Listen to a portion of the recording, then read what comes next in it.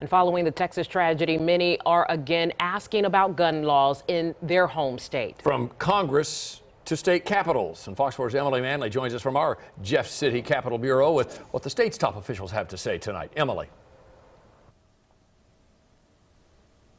Well, John, back in 2007, the General Assembly ended up repealing legislation that required background checks to buy a handgun. Then, about 10 years later, in 2016, that's when members also reversed another law allowing open carry in Missouri, meaning you don't need a permit. Missouri also does not have a minimum age when it comes to buying a firearm.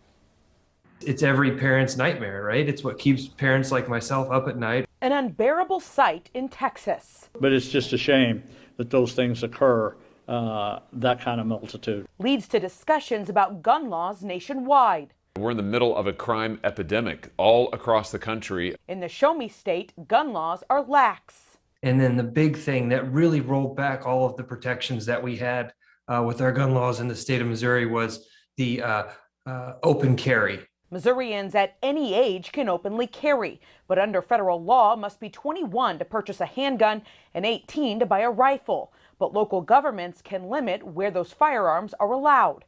While the state doesn't require background checks, if a gun is purchased at a licensed dealer, federal law kicks in and requires one. We have more hoops to jump through to drive a car than we do to own guns in this state. And that's a problem. Parsons says to prevent these types of tragedies, judges and prosecutors are part of the solution.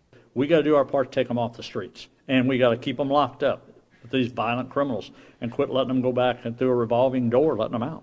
Republican Senator Josh Hawley says it's about communication between law enforcement. The perpetrator, the shooter, often posts things on social media. There's often a bit of a trail there, but it's really hard for local law enforcement to see that unless somebody's already monitoring it. Now, last year, you might remember that the governor signed the Second Amendment Preservation Act, which is prohibiting law enforcement from enforcing federal gun laws. And if they do, they could be fined up to $50,000. Since that law has gone into effect, multiple agencies throughout the state have spoken opposition, saying that it interferes with them using a national database and resources. Reporting from Missouri Capitol Bureau tonight in Jefferson City, I'm Emily Manley.